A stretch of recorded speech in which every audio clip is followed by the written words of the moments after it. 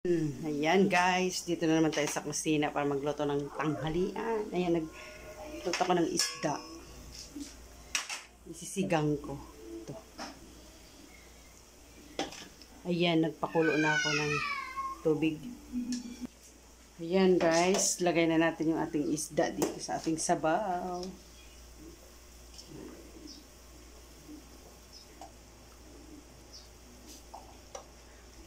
Ayan siya. Ito ay hanggang gabi ng ulam.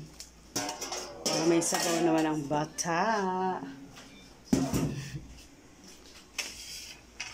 Pakuluan lang natin yan.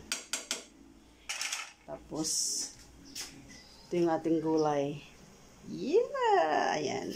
Gulay lang sa akin dito, sapat na.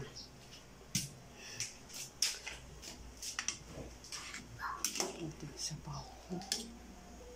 Saglit lang yan maluto. Lalagyan na natin ng asin yan. Yan.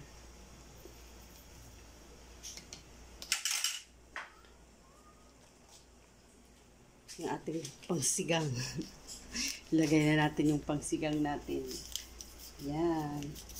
Bukin na natin. Para maasim-asim. Tapos, syempre, lagay na natin yung gulay. Para maluto.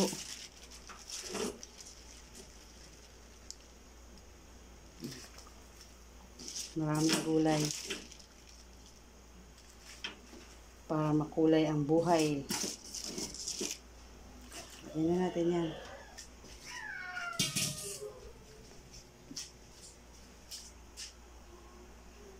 Pakuluan lang natin yan. Ayan guys, kumukulo na ang ating sabaw. Ayan siya. Ilagay na natin yung ating sili. Yes, sili. Simpleng ulam. Masustansyang ulam yan. Isda with pichay. Ayan, sinabawan. Nilagyan ng pangsigang kasi gusto ng mga bata may asim-asim. Ayan siya. Yan ang ating sinigang na galunggong.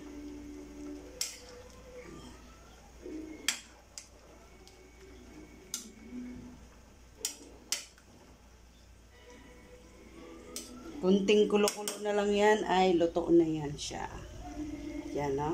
Tikman na natin yung ating sabaw. Ito.